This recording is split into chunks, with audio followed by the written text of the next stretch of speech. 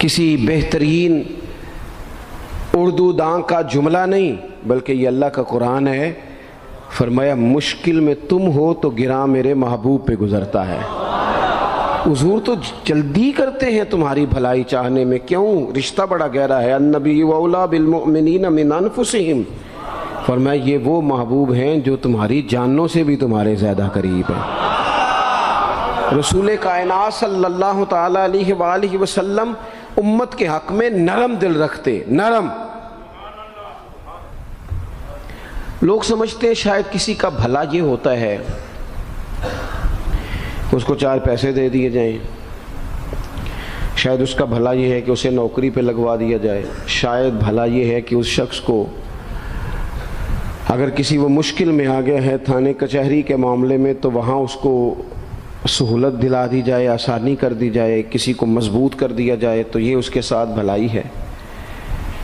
میرے رسول پاک صلی اللہ تعالیٰ علیہ وسلم نے بتایا کہ میں نہ مکارم اخلاق کی تکمیل کے لیے آیا ہوں، میں تمہارا وہ نفع کرنے آیا ہوں کہ تمہارا دل ساری جگہوں سے ہٹا کے رب رسول کی طرف مائل کرنا ہے، تمہاری طبیعتوں کے اندر جو سختی ہے اسے نرمی میں بدلنا ہے، تمہارے مزاجوں کے اندر جو بے لگام خواہشات ہیں انہیں شریعت اسلامیہ کی پابندی کی لگام دینی ہے۔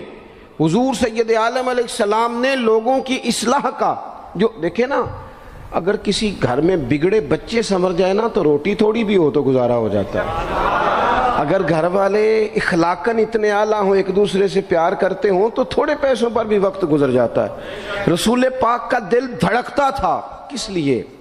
صرف اس لیے نہیں کہ لوگوں کو نوکریاں مل جائیں، مال مل جائے، لوگ جو ہیں ان کے گھر کشادہ ہو جائیں، بلکہ حضور کا دل دھڑکتا تھا کہ لوگ دوزخ سے بچ جائیں، جنت کی طرف ان کا سفر ہو جائے، ان کے دلوں سے حسد کو، تکبر کو، غرور کو، انا کو، خود پسندی کو، عجب کو نکال دیا جائے۔ یتلو علیکم آیاتنا ویزکیکم، ان کا تزکیہ کر دیا جائے، دل صاف کر دیے جائیں۔ رسول پاک صلی اللہ علیہ وسلم احساس کے ساتھ جاتے ہیں۔ ہمارے ہاں نا تبلیغ ہوتی ہے لیکن اس میں درد نہیں ہوتا، الا ماشاء اللہ، اچھے لوگوں کی بات نہیں کرتا۔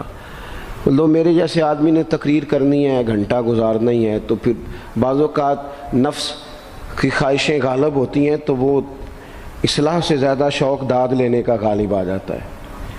وہ آپ کو پتہ ہے نا، وہ ہمارے ہاں پھر وہ نقیب محفل بیچارہ کبھی بھاگ کے ادھر چلا جاتا ہے، کبھی بھاگ کے ادھر آتا ہے، کہتا ہے میں نے جملہ دینا ہے۔ اب وہ ایسے لگتا ہے جملہ نہیں دینے لگا، کوئی ایٹم بم دینے لگا ہے، جس میں اتنی اسے پریشانی، ایک جملہ کہنے لگا ہوں، سنبھال کے رکھنا، ضائع نہ کرنا، یہ نہ کرنا۔ وہ تو جملہ رہنے دے، تو آیت دے ہمیں کوئی قرآن پاک کی، تو ہمیں کوئی حدیث پاک سنا، تو سادی سی بات کر، یہ تو مطلب۔ اور پھر وہ داد کا اتنا شوق کہ جب تک سارے ہاتھ نہ کڑھیں، جب تک شمال جنوب والے نہ بول پڑیں تب تک بات نہیں ہوگی۔ یہ کیسی بات ہوئی؟ اصلاح کے اندر تو آپ کا درد آپ کی زبان سے زیادہ اثر رکھتا ہے۔ اقبال کہنے لگے کہ بات جو دل سے نکلتی ہے اثر رکھتی ہے، پر تو نہیں، پر طاقت پرواز مگر رکھتی ہے۔ وہ تو اڑتی ہے، وہ تو اس کی تو پذیرائی ہوتی ہے، اگر بات دل سے نکل رہی ہے تو۔ عزیز بھائی یاد رکھیے گا، حضور سید عالم علیہ السلام درد دل کے ساتھ دعوت دیتے لوگوں۔ 10 دن حضور نے طائف میں قیام کیا ہے، ایک بندے نے بھی کلمہ نہیں پڑھا، الٹا انہوں نے روڑے مارے، تکلیف دی۔ حضور واپس آ رہے ہیں، صحابی ساتھ ہیں، باغ میں بیٹھ گئے، اتنی صحت مبارک پر انہوں نے معاذ اللہ تعالیٰ سنگ باری کی کہ خون مبارک بہہ رہا ہے۔ فوراً عرض گزار ہوئے، یا رسول اللہ صلی اللہ علیہ وسلم آپ دعا کر دیں یہ تباہ ہو جائیں۔ فرشتہ بھی حاضر ہو گیا، حضور آپ دعا کریں یہ تباہ ہو جائیں۔ لیکن محبوب کے دل میں نرمی ہے نا امت کے لیے، اگرچہ یہ ساری امت دعوت ہے اس وقت، پر اس وقت بھی نرمی ہے۔ محبوب کریم علیہ الصلوۃ والسلام نے ہاتھ اٹھائے، صحابی کہتے ہیں میرے دل میں خیال آیا اب یہ تباہ ہو ہی، میری طرف دیکھیں جی، اب یہ تباہ ہو ہی جائیں گے، اب کوئی نہیں بچا سکتا انہیں تباہ ہونے سے۔ لیکن حضور نے کیا کہا اے اللہ انہیں ہدایت دے دے، انہیں پتہ ہی نہیں یہ کیا کر رہے ہیں۔ فوراً عرض کی یا رسول اللہ ایک نے بھی کلمہ نہیں پڑھا، ایک نے بھی کلمہ نہیں پڑھا۔ کبھی پتھر مارنے کے والے کے لیے بھی دل میں احساس ہوتا ہے، ہمیں تو کسی نے کچھ بھی نہیں کہا، کوئی گالی نہیں دی، کچھ نہیں کہا، پر ہم سخت کیوں ہیں بھلا؟ وہ ہمارے پیچھے نہیں چلتا ہاتھ باندھ کے، جی میں ہاں نہیں ملاتا، تو ہمارا دل اس کے لیے سخت ہے۔ دو ہی تو بندے ٹھیک ہے دنیا میں، ایک میں ٹھیک ہوں اور ایک جو میری ہاں میں ہاں ملائے پوری، وہ ٹھیک ہے۔ دونوں ہاتھ باندھ کے پیچھے چلے، تیسرے کو میں کیسے ٹھیک ہونے دیتا ہوں؟ میرا مزاج ہی نہیں، اللہ ماشاءاللہ ہماری طبیعت ہی نہیں ہوتی ایسی۔ خدا کے بندو، جب دل کشادہ ہوں، طبیعتیں کھلی ہوں، پھر اس طرح کا تھوڑی مزاج ہوتا ہے۔ کریم محبوب صلی اللہ علیہ وسلم سے عرض کی، حضور ایک نے بھی نہیں کلمہ پڑھا اور پھر بھی آپ کے دل میں اتنی وسعت ہے، آپ ہدایت کی دعا کر رہے ہیں، 10 دن لگائے ایک شخص بھی نہیں آ رہا۔ تو محبوب کیا فرمانے لگے؟ کریم فرمانے لگے، مجھے پتہ ہے انہوں نے تکلیف دی ہے، ایک نے بھی کلمہ نہیں پڑھا، جلدی نہ پریشان ہو جایا کریں۔ کچھ لوگ جلدی کچے جملے بوئے، ساڈی قوم نہیں ٹھیک ہو سکتی جی، ایسمو لگتا کچھ نہیں ہو سکتا دی، یہ نہیں ٹھیک ہو سکتے، فلانے نہیں ٹھیک ہو سکتے۔ شکوہ ظلمت شب سے تو کہیں بہتر تھا، اپنے حصے کی کوئی شمع جلاتے جاتے۔ اللہ کے حبیب صلی اللہ علیہ وسلم سے عرض کی، یا رسول اللہ صلی اللہ علیہ وسلم ایک بھی نہیں مانا اور آپ نے پھر ہدایت کی دعا کی۔ تو یہ میرے محبوب کا امید کا طریقہ ہے۔ کریم فرمانے لگے، اگر آج یہ نہیں مانتے تو پھر بھی تباہی کی دعا نہیں کرنی، یہ نہیں مانتے تو ان کی آنے والی نسلیں مان جائیں گے لوگ۔ اپنے دل میں جب آپ نرمی لے آتے، ہمارے نا سینکڑوں نوجوان گناہوں میں چلے گئے ایک علاقے سے۔ جو آدمی گناہ میں مبتلا ہوتا ہے نا، وہ سخت تکلیف میں ہوتا ہے۔ انسان کو جو چیز سب سے زیادہ ستاتی ہے وہ اس کی اپنی غلطیاں ہوتی ہیں۔ حدیث میں فرمایا، ما حاک فی صدرک، کھٹکتا ہے سینے میں، چبھتا ہے گناہ۔ یہ تکلیف دہ معاملہ ہوتا ہے، تڑپتے ہیں لوگ، سسکتے ہیں، لیکن روایتی انداز سارا جب ہماری مجالس اور محافل میں ہو جاتا ہے، کوئی نہیں وقت دینے والا، پیار کرنے والا، تھپکی دینے والا، بازو تھام، کوئی نہیں۔ ایک تقریر وہ ہے جو میں آپ سے کرتا ہوں، بس ٹھیک ہے گھنٹہ گزارنا ہے، تو وہ بھی کئی میری طرح کے لوگ ہیں جو جمعرات کو فیصلہ کرتے ہیں سویرے کیا بیان کرنا ہے۔ حالانکہ میری طرح کے جو چھوٹے ہیں وہ ہفتے سے ہی تیاری شروع کر لیتے ہیں تاکہ کچھ غور فکر کر کے قوم کے سامنے رکھا جائے، ضروری۔ اب ایک تقریر میں آپ سے کرتا ہوں، سمجھانے کے لیے عرض کرتا ہوں، ایک تقریر ایسی ہے جو خطیب صاحب آپ سے کرتے ہیں، اور خدا نہ خواستہ اللہ تعالیٰ معاف کرے، صرف سمجھانے کے لیے، اگر ان کو پتہ چل جائے کہ ان کا بیٹا کسی غلطی میں مبتلا ہو گیا تو پھر بھی اسی طرح ہی داد و تحسین کے لیے لش پش کر کے تقریر ہوگی؟ نہیں، پھر یہ انداز نہیں ہوتا۔ پھر تو بچہ کو سامنے بٹھا کے باپ اپنی پگڑی اس کے پیروں میں رکھتا ہے، پھر تو ماں دوپٹہ پیروں میں رکھتی ہے، کہتی پتر میری کمائی نہ اجاڑ دینا، اور نہ پتہ چلا تو سگریٹ پینے لگ گیا، خدا خیر کرے، تیری مہربانی۔ سوتا نہیں، اس کا چہرہ پریشان ہے۔ اب بات آئی ہے نا، اب یہ وقت آیا تبلیغ کا، اصلاح کا۔ اسے منت کر کے سمجھایا، اس کو گزارش کی، اس نے کہا ابا جی غلطی ہو گئی تھی، آئندہ نہیں کرتا، پوری اس نے تسلی دی، پھر بھی نہیں سوتا۔ بچہ تو وعدہ کر کے چلا گیا، پھر بھی نہیں سویا، وہ اپنے کمرے میں چلا گیا اور اس نے مصلی بچھا لیا۔ کہا یا اللہ یہ میری عمر کی کمائی ہے، مالک اسے ہدایت دے دے۔ او بھائی جب تو اس انداز میں ملت کے ہر بیٹے کی اصلاح کرنے لگے گا، اور اس سے مراد صرف خطیب واعظ ہی نہیں، حضور نے ہم سب کے ذمہ لگایا تھا، بلغ عنی ولو آیا، ہم سب کی ذمہ داری ہے لوگوں کے لیے، لوگوں کو قائل کریں۔ مجھے بتاؤ اپنی ذات کے حق میں قائل کرنا ہو تو کرتے ہیں کہ نہیں؟ ہوتا ہے نماز کی دعوت ہم کیسے دیتے ہیں؟ ہم کہتے ہیں پڑھ لیے کر نماز، اتنے پیسے کہاں لے کے جائے گا، یہی دعوت ہوتی ہے نا۔ وہ کہتا ہے تو نے اپنی قبر میں جانا اور میں نے، یہ تو ہے ہمارا دین کے حق میں۔ وہ محفل میں آنا اگر ٹائم ملا تو ٹھیک، یہ ہے دین کے حق میں۔ اور جب اپنی باری آئے، کسی سے 50,000 روپے چاہیے تھے، فون کیا اس کو،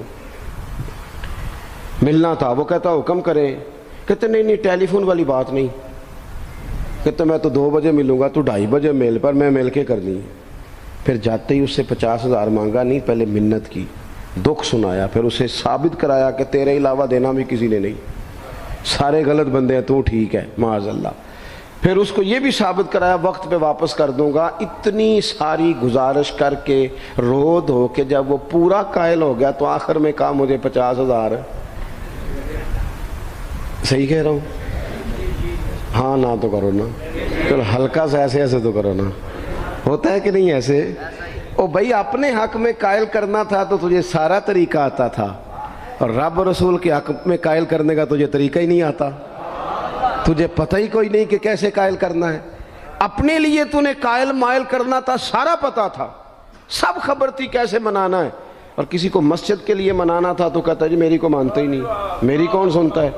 آپ جب تک اس درد سے، زازان نام کا ایک گویہ تھا بغداد میں، گاتا تھا، آواز بڑی سریلی تھی، بڑے لوگ اس کے گرد جمع ہو جاتے، حضرت عبداللہ ابن مسعود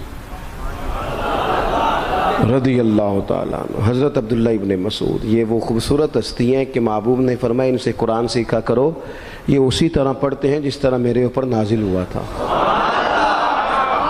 حضرت عبداللہ ابن مسعود رضی اللہ تعالیٰ عنہ صحابہ میں مفتی، صحابہ میں قاری، بڑے آدمی۔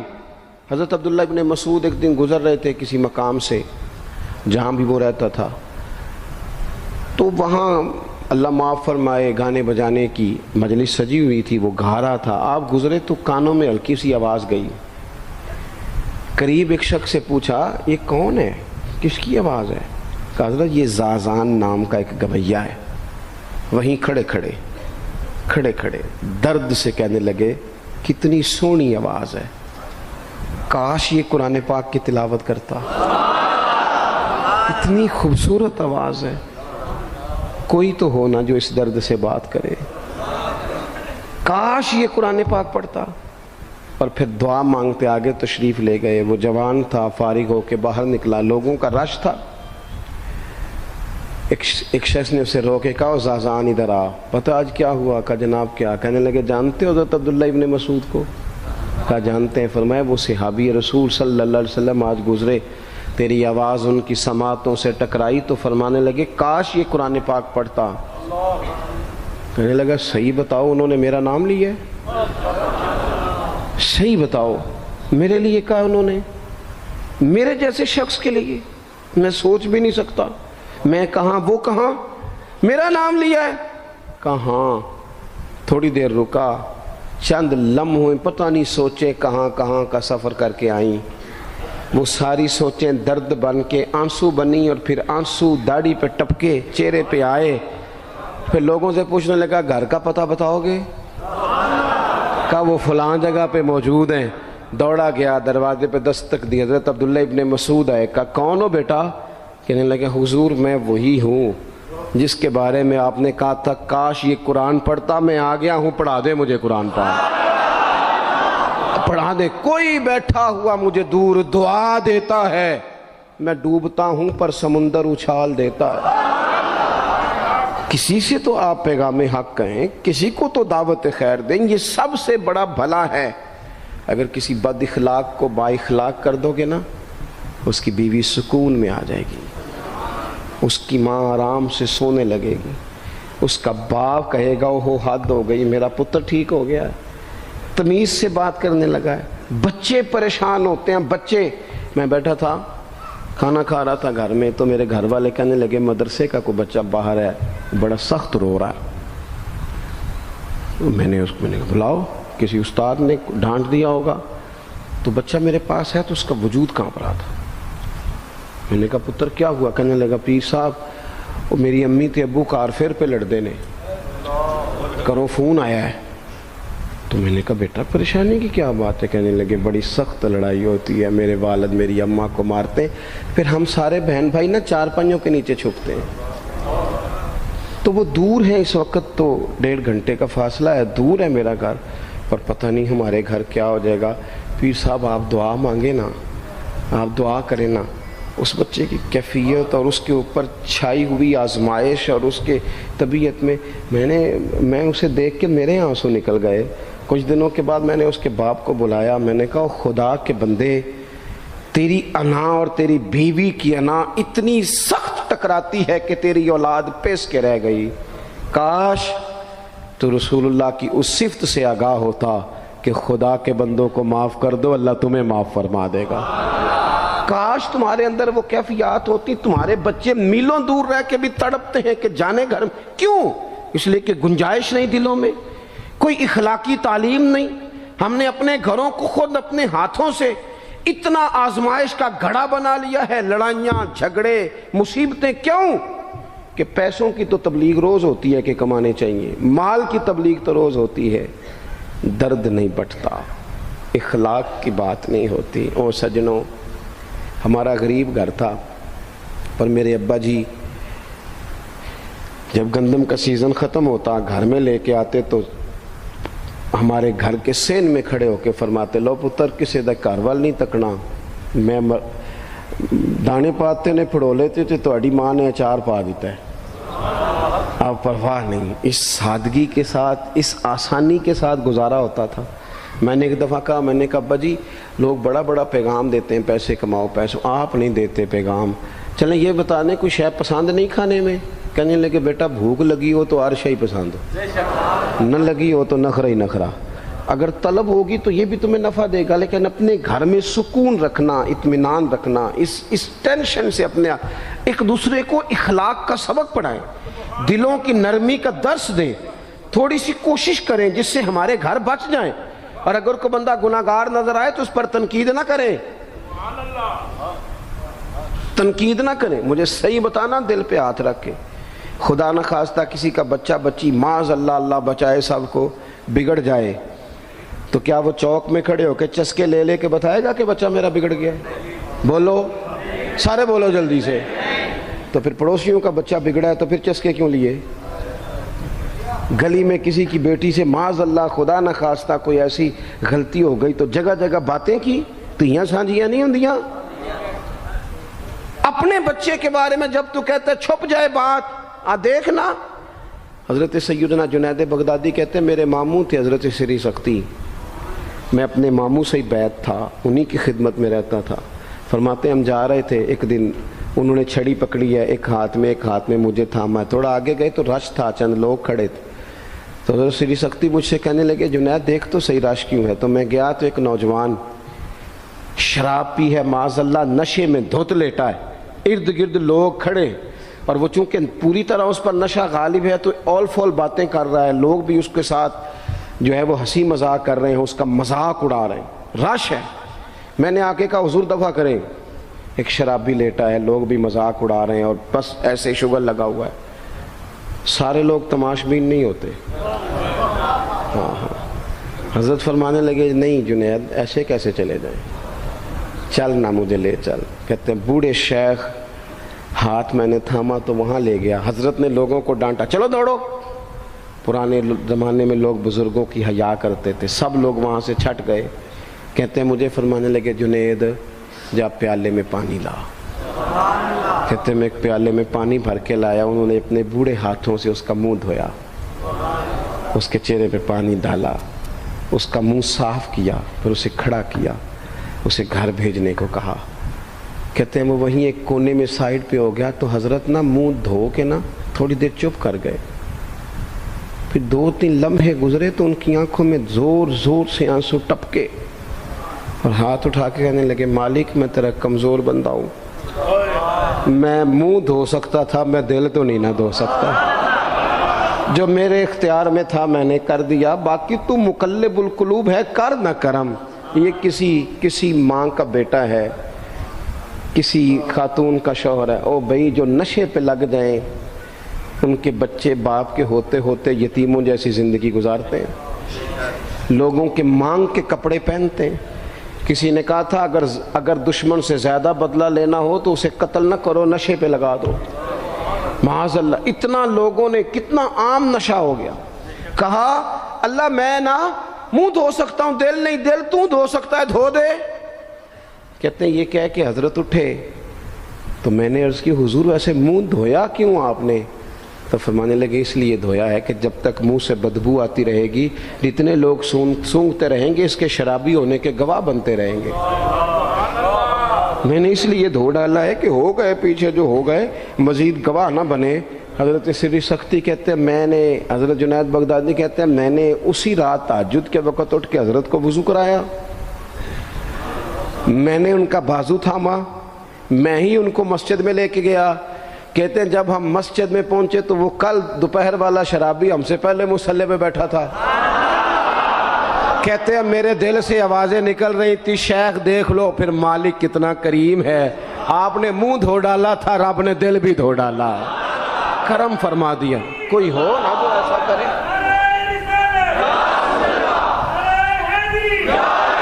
آؤ نا سنگیوں ملیں، ایک دوسرے کا منہ تو دھونا شروع کرے نا، آؤ نا ایک دوسرے کو یہاں تک وضو کا پانی تو فراہم کرے نا، کچھ تو خیر تقسیم کرے۔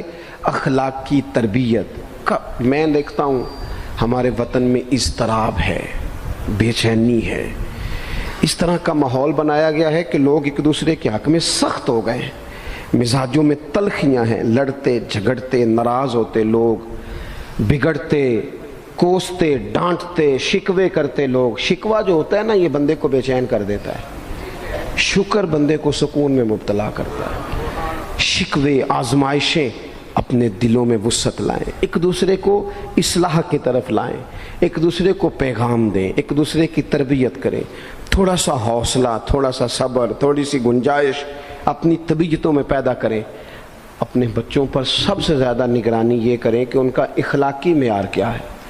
اگر میں اور آپ خدا نہ خواستہ بچوں کو صرف یہ تربیت دیں گے نا کہ وہ پیسہ پیسہ پیسہ پیسہ، شادیاں بھی پیسے دیکھ کے کریں گے، تو یاد رکھنا پھر ایک دن وہ یہ بھی کہیں گے کہ ابا کاش تم کو ڈھابے کا کام کرتا تو آج ہمارے پاس بھی پیسے ہوتے۔ پھر باپ سے بھی پیسوں کا ہی مطالبہ ہوگا، پھر لوگ ماں باپ بھی پیسوں کے لیے چھوڑ کے چلے جاتے ہیں۔ پھر جب آپ نے تربیت جس چیز کی تھی تو نتیجہ بھی تو وہی برآمد ہوگا۔ یہ تو نہیں ہو سکتا کہ بندہ بیج کوئی اور لگائے اور درخت کوئی اور نکلے، یہ ہو نہیں سکتا۔ اگر ہم اپنے باپ سے روز جھگڑا کریں گے 5 مرلے کے لیے تو یاد رکھنا پھر ہمارا بیٹا 1.5 مرلے کے لیے بھی جھگڑا کرے گا، پھر معاملہ اس طرح کا مرتب ہوگا۔ ایک دوسرے کو اخلاقی پیغام دینا ضروری ہے۔ آخری بات آپ کی خدمت میں عرض کرنی ہے، اور یہ میری خواہش ہے کہ آپ اس پر زیادہ توجہ کریں گے انشاءاللہ۔ آپ سارے ویڈیو بنائیں، مجھے کوئی اعتراض نہیں، پر مہربانی کریں دیکھیں تو میری طرف نہ۔ جب آپ لائیو چلاتے ہیں تو پھر اسی کو دیکھتے ہیں، وہ پھر کہتا ہے کہ یہ کومنٹس آ گیا تو دوسرا آ گیا۔ اللہ کرے میری بات آپ کے دل میں اتر جائے، آپ تھوڑی سی توجہ کریں۔ میں کیا عرض کرنا چاہتا ہوں، غور کریں میرے بھائی۔ ملک میں نا مہنگائی تیزی سے عروج پکڑ گئی ہے، اور مہنگائی جب ہوتی ہے نا تو امیروں نے تو مال بیچنا ہوتا ہے تو ان کا دگنا ہو گیا تو وہ تو اور امیر ہو گئے، تو غریبوں کے لیے مشکلات بڑھ گئی ہیں۔ جو طبقات بیچارے تنخواہ دار تھے، کمزور تھے، میری طرف دیکھیں جناب، وہ اور کمزور ہو گئے۔ ہمیں زیادہ تو نہیں لیکن اتنا ضرور کرنا چاہیے۔ یہ قرآن پاک دے دیں جی، مجھے دے دیں، لے لیا تشریف رکھیں آپ۔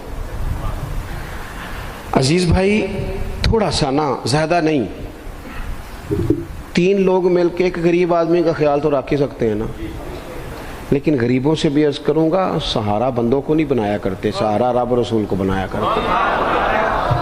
کسی سے تھوڑی سی مدد لینا تو ٹھیک ہے، چلو آگے جانے کے لیے تھوڑا سا سہارا لے لیں کہ اب مشکل ہے تو یہ کراس نہیں ہو رہا رستہ، تھوڑا سا سہارا تو لے لیں۔ لیکن جو لوگ مستقل سہاروں پہ آ جاتے ہیں ان کا تو پھر اپنی طاقت ہی ساری ختم ہو جاتی ہے۔ گردن کو جھکا دیتا ہے خیرات کا پتھر، جہاں میں مانگنے والوں کے سر کبھی اونچے نہیں ہوتے۔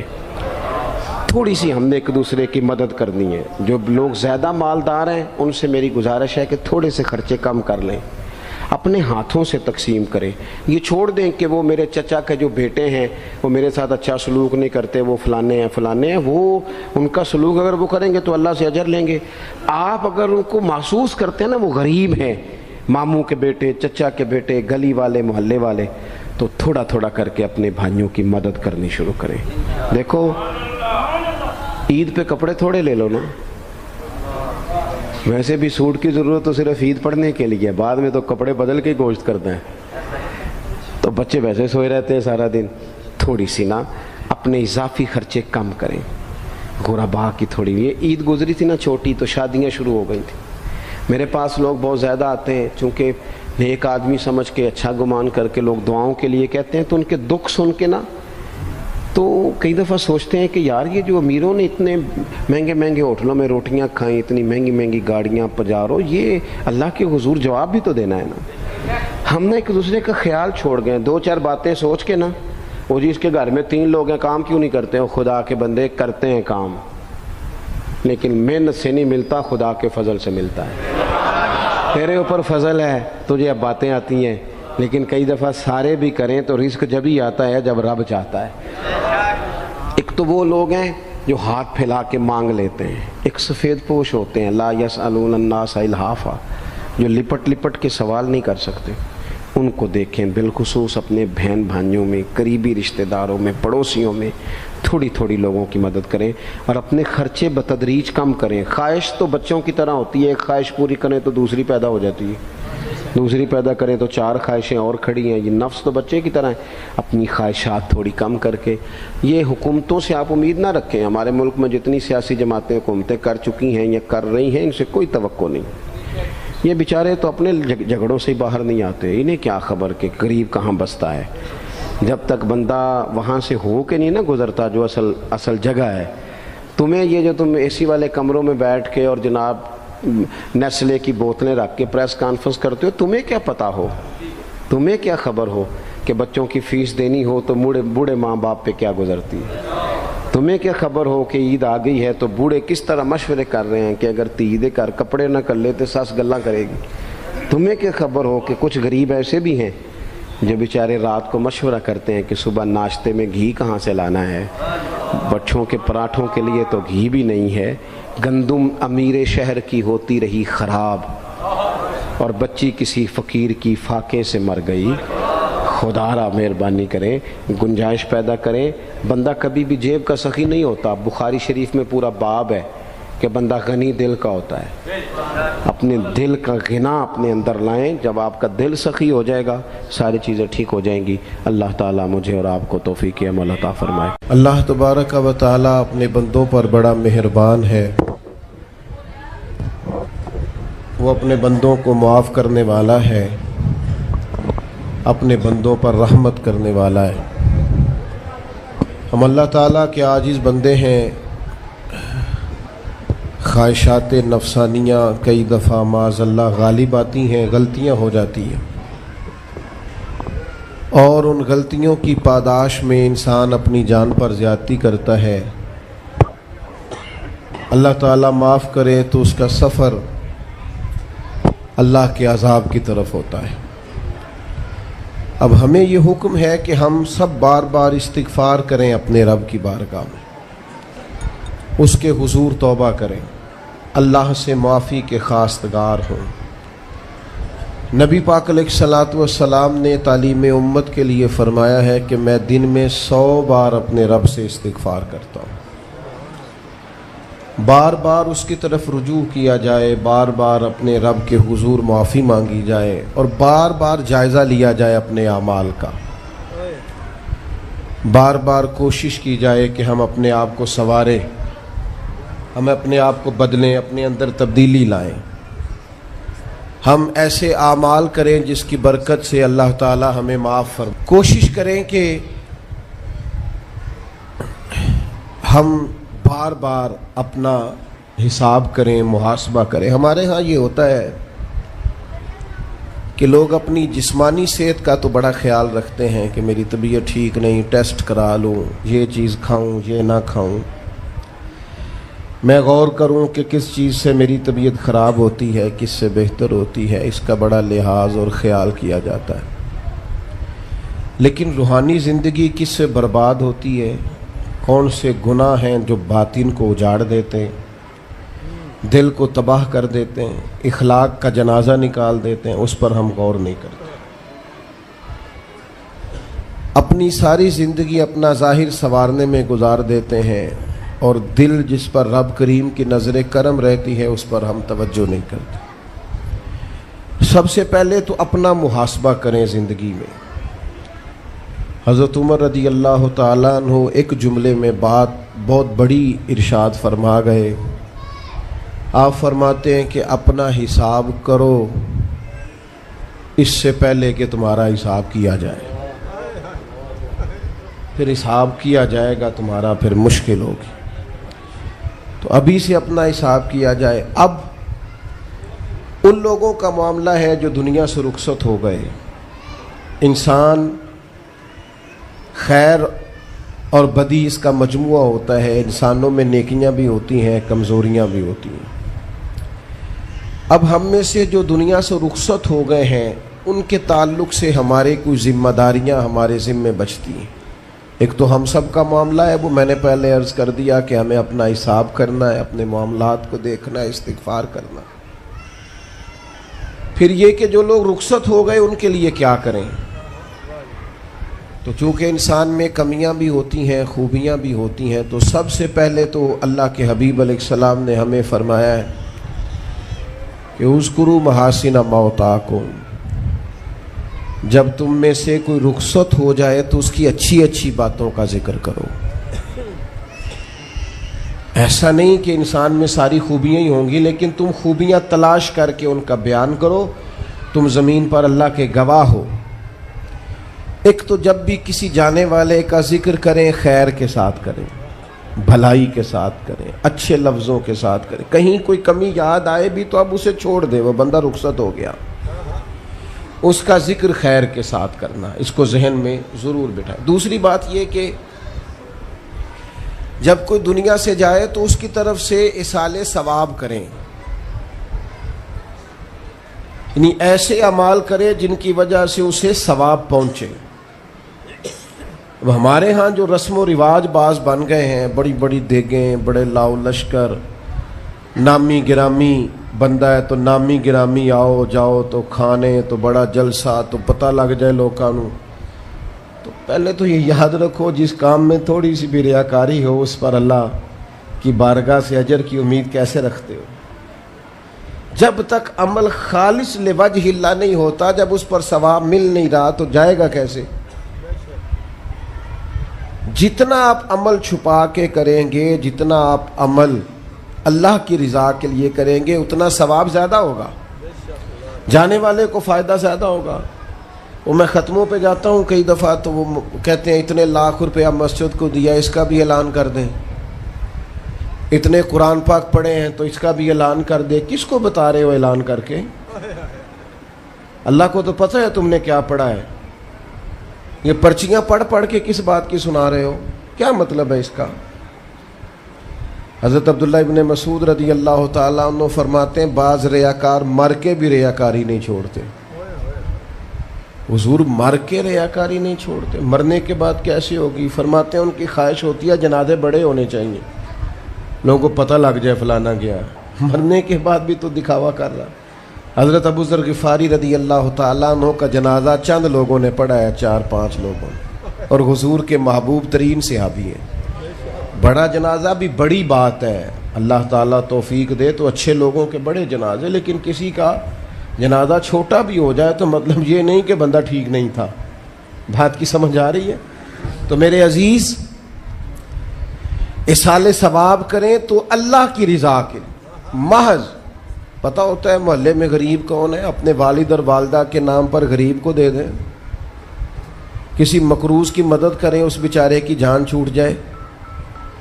آپ کوئی گلی ٹھیک کرا دیں جہاں سے لوگوں کا گزرنا آسان ہو. آپ کچھ ایسا نظام کر دیں جس سے لوگوں کے لیے آسانیاں پیدا ہو جائیں. لیکن آپ محض وہی کام کریں گے جس سے دکھاوا ہوگا, تو کیا امید کرتے ہیں اس پر اجر کی؟ تو اصالِ ثواب دیکھیں قوم کو ضرورت کیا ہے, وہ والا اصالِ ثواب کریں. حضرت سعد رضی اللہ تعالیٰ عنہ نے جب آن کر کے عرض کیا تھا کہ یا رسول اللہ صلی اللہ تعالیٰ علیہ وسلم, میری والدہ کا انتقال ہو گیا ہے تو میں ان کے لیے کیا کروں؟ تو محبوب نے فرمایا کہ فلاں جگہ پانی کی قلت ہے تو وہاں کنواں کھدوا دے. معنی کیا ہے کہ اس پانی پینے سے اللہ تبارک و تعالیٰ تیری ماں کو اس کا اجر عطا فرمائے گا. صدقہ تو جس چیز کی ضرورت ہے آپ وہ چیز کر کے دیں. اور ختم چپ کر کے بھی ہو جاتا ہے، گھر کے اندر بھی ہو جاتا ہے، اکیلے بھی ہو جاتا ہے، اس کے لیے لاکھوں کروڑوں لگانے کی کوئی ضرورت بھی نہیں ہے۔ چوتھی بات، تیسری بات، کوشش فرمائیں کہ جو نیکیاں جانے والا کرتا تھا وہ نیکیاں جاری رہیں، اس کے بچے، اس کی اولاد، اس کے سارے رشتہ دار ان نیکیوں، اگر وہ کوئی بھلائی کرتا تھا تو وہ بھلائی ہوتی رہے، وہ جاری رہے، وہ سلسلہ آگے بڑھایا جائے۔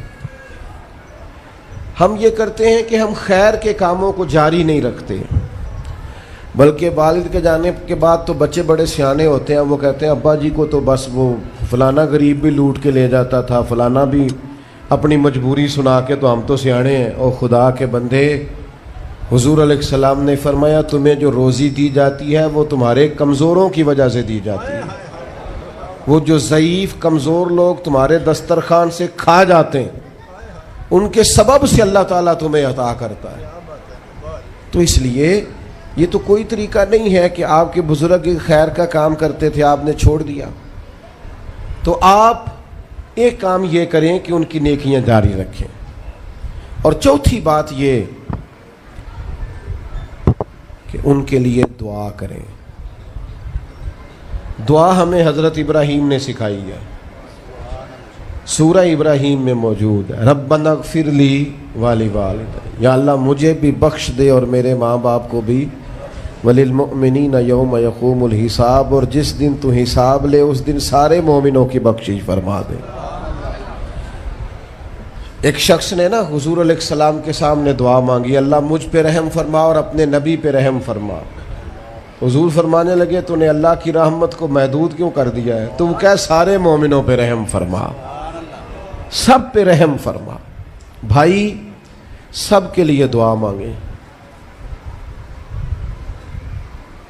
یہ 2-4 بچوں کا موبائل کا مسئلہ رہ گیا، باقیوں کا بیٹا بیٹھ جاؤ، پیارے بیٹے بیٹھ جا، پتر بیٹھ جا، آپ بھی بیٹھ جاؤ بیٹے، آپ بیٹھ کے بنائیں، اس میں کیا رہ جائے، کھڑے ہوتے ہیں بیٹا تو پچھلوں کو دقت ہوتی ہے۔ سنو، زیادہ غور سے سنو، میں تھوڑی تقریر کرنے والا مولوی ہوں، لیکن یہ اللہ کا فضل ہے کہ میں اگر 20 منٹ بات کروں گا تو اس 20 منٹ کے اندر آپ کو کوئی 20 سبق ضرور حاصل ہوں گے انشاءاللہ تعالی۔ ہاں، وہ کوشش ہوگی کہ وہ جتنی بات ہے وہ تربیتی ہے۔ وہ بعض دوستوں کا خیال ہوتا ہے لمبی تقریر کرے، میں کیا ہوتے وہ بندہ کر سکتا ہے جنہیں ایک شعر ہی 20 منٹ پڑھنا ہوگے، اجے مزہ نہیں آیا، اجے دوبارہ پڑھو، اجے رل کے پڑھو، تو وہ تو پھر 1.5 گھنٹہ بھی کام چل سکتا ہے۔ تو جس نے ٹو دی پوائنٹ بات کرنی ہو اس کے لیے تو 10 منٹ بھی بڑے ہوتے ہیں، اور ویسے بھی تقریریں پیٹ بھرنے کے لیے نہیں ہوتی، عمل کرنے کے لیے ہوتی ہیں۔ اب تو میں ویسے بھی ذرا مصروف زیادہ ہو گیا ہوں، بہت ساری جگہوں پہ جا نہیں پاتا، تو ایک جگہ میں گیا تو ایک بزرگ مجھے کہنے لگے پچھلی دفعہ تسی 40 منٹ تقریر کی تھی سی، حید کی زیادہ کرنی۔ میں کہا 40 منٹ والی تی عمل ہو گیا جی، تو اگر تقریریں کانوں کی لذت کے لیے سننی ہے تو سنتے رہیں، پھر تو کئی راتیں لوگ جلسے سنتے ہیں۔ مقصود کیا ہے، نتیجہ کیا ہے؟ جو عرض کر رہا ہوں اس پر غور کریں، سب کے لیے دعا کریں۔ ایک بات خاص کرنے لگا ہوں، حضرت ابراہیم نے تو بخشش بھی سب لوگوں کی مانگی، حضور علیہ الصلوۃ والسلام بھی دعا کرتے تو امت کے لیے دعا کرتے۔ کبھی اپنے بھائی کے لیے بھی تو دعا کرو نا یار، اللہ تعالیٰ اسے بھی ذرا زیادہ روزی دے، بھتیجوں کے لیے بھی دعا کرو، بھانجوں کے لیے بھی کرو۔ توجہ ہے آپ کی میری بات؟ ادھر دیکھیں جی، غور کریں بات۔ ویسے دعا کرنی چاہیے کہ نہیں محلے داروں کے لیے کہ یا اللہ ادھر والا پڑوسی بھی امیر کر دے تو ایس پاسے والا بھی ہنس دے ہو، ہاں نہ نہیں کر دے۔ یہ دعا مانگنی چاہیے کہ یا اللہ میرے پڑوسیوں کو، نہیں آپ بول ہی نہیں رہے، تسا کتوں منگنی دعا؟ منگنی چاہیے نا، مانگتے ہیں ہم۔ ایسی ہوا چلی ہے کہ ہر شخص سوچتا ہے تمام شہر جلے بس ایک میرا گھر نہ جلے۔ او خدا کے بندے، کبھی محدود نہ کر خدا کی رحمت، سب کے لیے مانگ اس سے، وہ بڑا کریم ہے۔ تو کیا یا اللہ سب کو دے اور سب کے صدقے ہمیں بھی دے۔ لیکن ہم نا دعاؤں میں بھی اپنا ظرف اور حوصلہ بڑا نہیں کرتے، گنجائش پیدا نہیں کرتے. دیکھو داتا گنج بخش علی اجویری رحمۃ اللہ علیہ نے لکھا ہے کہ ایک بندہ نا حج کرنے گیا تو ہر جگہ دعا مانگتا تھا، یا اللہ میرے دوستوں کو نیک کر دے، یا اللہ میرے دوستوں کو نیک کر دے. عرفات میں بھی، منا میں بھی، مزدلفہ میں بھی، بیت اللہ شریف کے پاس بھی، ہر جگہ یا اللہ میرے دوستوں کو اچھا کر دے. ایک بندے نے اسے کہا، یار یہ عجیب دعا کرتا ہے تو، میرے دوستوں کو نیک کر دے، اپنے لیے بھی تو مانگنا. تو کہنے لگا، اللہ کے بندے میں ہر وقت دوستوں کے بیچ رہتا ہوں، اگر وہ نیک ہو گئے تو میں بھی انشاءاللہ ہو جاؤں گا. ان کی صحبت میرے اوپر بھی اچھا اثر ڈالے گی، چونکہ رہتا جو ان کے بیچ ہوں.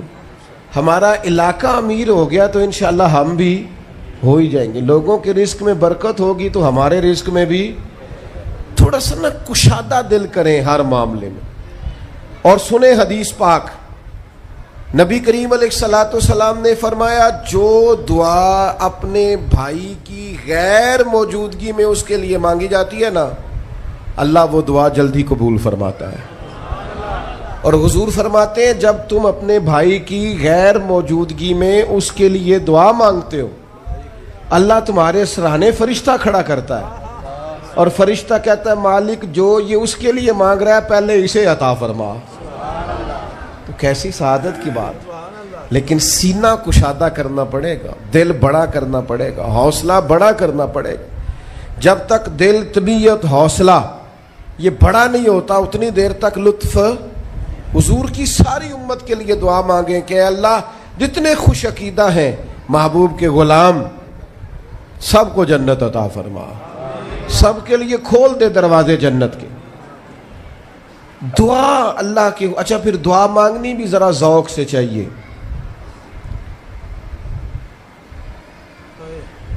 کسی بندے نال ذاتی کام ہوئے، ذاتی کوئی لوڑ پہ جائے وہ کیویں کرائی دا پلا جی؟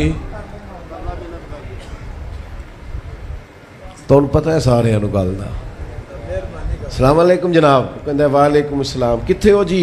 میں تے دور ہاں، کدھر تسی حکم کرو. کہندا نہیں ٹیلی فون والی گل ہی نہیں، مینوں مل کدھرے. اور رات کو کسی وقت کہتا میں 2 بجے آؤں گا، میں جاگنا یار مجبوری بڑی ہے، تو پاویں 3 بجے آ، مینوں مل کے سویں. پھر اس کو جا کے مجبوری بتاتے ہیں، کلیاں قسمیں اٹھاتے ہیں. اور یہ بھی اس کو کہتے ہیں بار بار کہ میں سارے دوستاں، سنگیاں، ساتھیاں، ساکاں نو آکھ بیٹھا، تیرے تو بغیر گل کو نہیں سنی کسی بھی. پورا قائل کرتے ہیں اس کو، پورا مجبور کر دیتے ہیں مدد کرے. کرتے ہیں کہ نہیں؟ ایسا لوگ کرتے ہیں نا. اور تمہیں پتہ ہے بندہ کیسے مانتا ہے، منا لیتے ہو تو سیکھ جاؤ نا رب کیسے مانتا ہے. کبھی بیٹھو نا اکیلے مصلی بچھا کے اور کہو نا اس سے کہ مالک تیرے سوا کدھر جائے. کس سے کہیں؟ کس کی بارگاہ میں عرض کریں؟ کون ہے جس کے حضور جائیں؟ ایک بزرگ تھے تو ان کی بڑے درد سے دعا مانگتے تھے. تو کسی نے کہا کہ آپ نے دعا مانگنے کا طریقہ کس سے سیکھا؟ کہنے لگے اپنی بیوی سے. بیوی سے کیسے سیکھا؟ تو وہ کہنے لگے میری بیوی کو کوئی کام تھا گھر کا، کوئی خرچہ اس نے مجھے بتایا تو میں نے اسے کہا ابھی میرے پاس پیسے کوئی نہیں، آتے ہیں کہیں سے تو دیتا ہوں، کرا دیں گے. عورتوں کی عادت ہوتی ہے 2-4 دن کے بعد پھر یاد کرایا کہ وہ کام گھر کا ہونے والا ہے. پیدا کیا ہے، بتا تیری بارگاہ میں عرض نہ کروں تو پھر میں کس سے کروں. بندے تو بات سنتے ہیں تو پھر وہ پردے کھول دیتے ہیں، دیتے کچھ نہیں اور لوگوں کو سناتے ہیں فلانا آیا جی پیسے پہ منگدا ہے. ایک سنگی سی ایک دفعہ تے انہیں پائی دا تگڑا ہے چنگا، دور کسی سنگی کو لونے کو مدد لئی تھوڑی. میں نے کہا یار تیرا بھائی ٹھیک ٹھاک ہے؟ وہ کہتا ہے دیندا تے ہے پر بدنامی بڑی کرتا ہے، سب نو دس چھڑتا ہے. عزت رب کی بارگاہ میں بندہ عرض کرتا ہے تو بندے کا پردہ بھی رہ جاتا ہے اور وہ عطا بھی کر دیتا ہے. میرے دوستو دعائیں شوق سے مانگو، دعائیں درد سے مانگو. وہ اکبر آبادی نے کہا تھا مصیبت میں بھی اب یاد خدا ہم کو نہیں آتی. دعا منہ سے نہ نکلی، جیبوں سے عرضیاں ہی نکلیں. دفتروں میں درخواستیں جمع کرانے کے لیے بڑا وقت ہے، اس کی بارگاہ میں کیوں نہیں بیٹھتے؟ اس کے حضور حاضر کیوں نہیں ہوتے جو پردہ پوشی کرے، اپنے بندوں کو نوازے؟ اور 10 منٹ نکال کے اس کی بارگاہ میں آ تو صحیح۔ حضور فرماتے ہیں، رب کہتا ہے میرا بندہ جب میری بارگاہ میں ہاتھ اٹھاتا ہے مجھے حیا آتی ہے، میں خالی واپس کیسے کر دوں؟ جاتے ہی نہیں، عرض ہی نہیں کرتے۔ دعا تو مومن کا ہتھیار ہے، طاقت ہے بندے کی، شان ہے۔ ہر دکھ سکھ رب رسول کی بارگاہ میں کرے، طاقتور ہو جائے، اور پھر دعا ذوق سے کرے، شوق سے۔ میں چھوٹا سا آدمی ہوں، صبح مسجدوں میں نا قاری صاحب کے پاس، حافظ صاحب کے پاس بچے سبق پڑھنے آتے ہیں، الف با تا سا۔ میری طرح کا سب سے چھوٹا مولوی بھی سبق پڑھا رہا ہو نا، تو بچہ سبق پڑھاتے ادھر ادھر دیکھے تو قاری صاحب تھپڑ مارتے، کہتے ادھر تک کوئی سبق میرے سے پڑھ رہا، دیکھ ادھر رہا ہے۔ اور بات بھی ٹھیک ہے کہ وہ بچہ کیسے پڑھے گا جس کا دھیان ہی نہیں، لفظوں کی پہچان ہی نہیں ہوگی۔ ڈانٹتے ہیں استاد، ادھر توجہ کر۔ عجیب لوگوں نے رب سے دعا مانگ رہے ہیں، دھیان کسی اور طرف ہے، دل کسی اور طرف ہے، ذوق کسی اور طرف، توجہ ہی کوئی نہیں۔ مانگ اللہ سے رہیں، بارگاہ کتنی بڑی ہے، اور رٹی رٹائی دعائیں چل رہی ہیں، دعاؤں میں باتیں ہو رہی ہیں۔ ان تے بندے دعا دے ٹائم بھی موبائل نہیں بند کرتے، وہ دی بھی ویڈیو چاہیے انہوں نے، اللہ سے مانگ رہے ہیں۔ اس وقت بھی توجہ کر، حضرت موسیٰ علیہ السلام نے عرض کی رب کی بارگاہ میں کہ میری قوم عرض کرتی ہے مالک تو ہماری دعائیں قبول نہیں فرماتا، تو اللہ کریم نے فرمایا کلیم ان کے لفظ میرے ساتھ ہوتے ہیں، دل نہیں میرے ساتھ ہوتے۔ جملے رٹے رٹائے بولنا اور دل پتہ نہیں کہاں گردش کر رہا ہے۔ بات جو دل سے نکلتی ہے اثر رکھتی، پر نہیں طاقت پرواز مگر رکھتی۔ اب جو ہم جانے والوں کے لیے دعائیں کریں گے، اس میں تو ہمیں چاہیے آپ پیر صاحب سے دعا ضرور کرائیں، علامہ صاحب سے ضرور دعا کرائیں، لیکن جس ذوق سے پتر نے دعا مانگنی ہے نا والد کے لیے، وہ دوسرا کوئی نہیں مانگ سکتا۔ جو بیٹی نے دعا مانگنی ہے نا درد سے، وہ دوسرا کوئی۔ آپ خود دعا مانگیں، خود ختم شریف پڑھیں، خود تلاوت کریں۔ اسی بڑے منفرد لوگ ہاں، ہمارا یہ طریقہ ہے کہ ہم نے رویہ اس طرح کا بنایا ہوا ہے کہ قرآن شریف بھی کوئی اور ہی پڑھے گا ہمارے ابا جی کے لیے۔ او بھائی آپ بھی تو کوئی 2 پارے پڑھے نا اپنے والد کے لیے۔ او میں اینے قرآن پاک پڑھائے نے، تو آپ کنے پڑھے نے بھائی؟ ایک بھی نہیں، وہ سارے مدرسے کے بچے۔ اور پھر آپ نے ناراض نہیں ہونا میری بات سے، قرآن پاک کے بارے میں نبی پاک علیہ السلام نے فرمایا جب تک دل جمے پڑھو، اور جب دل نہ جمے طبیعت تھکے تو چھوڑ دو۔ تو جڑا اسی بالا نو بلانے ہیں مدرسیوں تو کہنے ہیں پورا قرآن پڑھ کے ہی اٹھنا جی، وہ کی مطلب ہے؟ ان کا دل کرے تو آدھا سپارہ پڑھیں، دل کرے تو 1 رکوع پڑھیں۔ آپ نے تو پابند کر دیا ہے۔ کس بنیاد پر پابند کیا آپ نے؟ آپ خود پڑھیں۔ اور پھر علماء نے لکھا ہے بچہ نیت کر لے والد کے لیے پڑھ رہا ہوں، کہنے کی بھی ضرورت نہیں، اللہ ثواب عطا کر دے گا۔ خود 1 سپارہ نہیں۔ اور بیٹا بیٹی بھائی سنیں میری بات، اللہ آپ کو سلامت رکھے، میری بات سنیں۔ اب ہم نے کرنا کیا ہے؟ اب کرنا یہ ہے کہ ہم نے خوب دعا کرنی ہے۔ آج بھی جن کے ختم کے لیے ہم آئے ہیں نا، ہمارا دل پورا لگ جائے، اس طرح بندہ رب کو مناتا ہے نا۔ یہ ضروری نہیں کہ یہاں سے سپیکر سے یہ دعا ہوگی وہی دعا ہے، آپ اپنے دل میں 2 جملے کہہ دیں اس کے لیے کہ یا اللہ تو مہربان ہے۔ دیکھو لمبا نہیں یاد رکھتے لوگ، جو قبروں میں پڑے رہ گئے، آہستہ آہستہ بندے بھولنے لگتے ہیں۔ جب کسی کا انتقال ہوتا ہے لوگ روز قبرستان جاتے ہیں، پھر تھوڑے دنوں کے بعد یہ روٹین کیے، فرمایا قبر والا ماں، میرا باپ، میری اولاد میرے میرے میرے میرے لیے دعا کریں، میرے اپنے میرے لیے دعا کریں۔ وہ تو انتظار کر رہا ہے۔ دوستو اپنے جانے والوں کا بہترین تحفہ ان کے لیے دعا کرو. میری والدہ میرے والد چلے گئے, کوئی مجھ سے پوچھے نا ان کے لیے کیسے دعا کرتے تو میں کہتا ہوں میری سانسیں بھی دعا کرتی, میری دھڑکنیں بھی دعا کرتی. ایک دن نہیں, ایک دن میں کئی دفعہ جب بھی خیال آتا ہے ان کے, قرآن مجید نے خود توجہ دلائی, وَقُلْ رَبِّ ارْحَمْهُمَا كَمَا رَبَّيَانِي صَغِيرًا. اللہ کہتا ہے کہو اے اللہ ان دونوں پہ رحم فرما, جب میں چھوٹا تھا تو میری انہوں نے پرورش کی تھی. رب نے دعا سکھائی. بھائیو, صرف مسلمان کا آج موبائل بھی آباد ہے, فوٹو بھی آباد ہے, اور دسترخوان بھی آباد ہے, اور ہوٹل بھی آباد ہے. جس چیز کو آباد نہیں کرتے وہ مسلح ہے. مسلح کمزور ہے, مسلح طاقتور ہونا چاہیے. وہ بندہ طاقتور ہے جسے اللہ سے جڑنا آتا ہے, دعائیں مانگنی آتی, التجائیں کرنی آتی. خوب دعائیں مانگیں, خوب اس کی بارگاہ میں حاضری دیں. آخری بات آپ سب کے لیے میری یہ ہے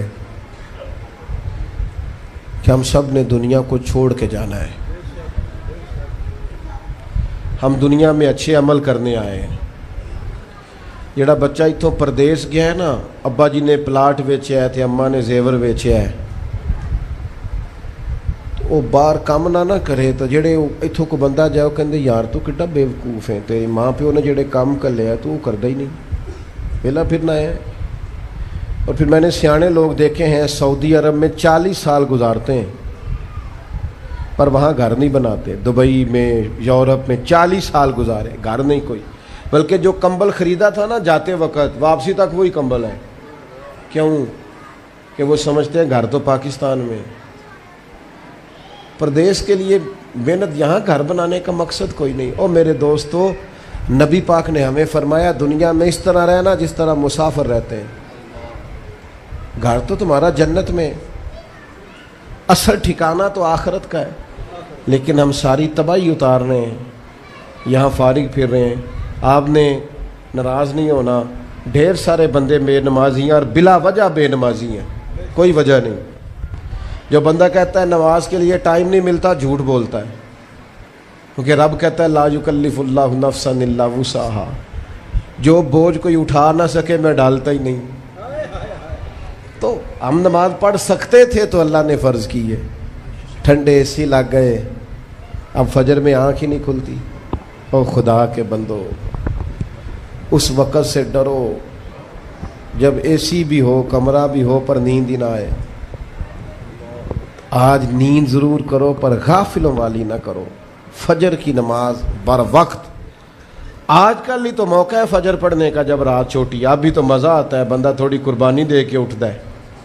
یہی تو ٹائم ہے کہ آپ وقت پہ آئیں. اور یہ ذمہ داری ہے گھر کے بزرگوں کی کہ وہ جس طرح ناراض ہوتے ہیں نا, میری روٹی کیوں نہیں ٹائم نہ پکی, انہیں ناراض ہونا چاہیے کہ تم نے نماز کیوں نہیں پڑھی. لیکن وہ ذات کے لیے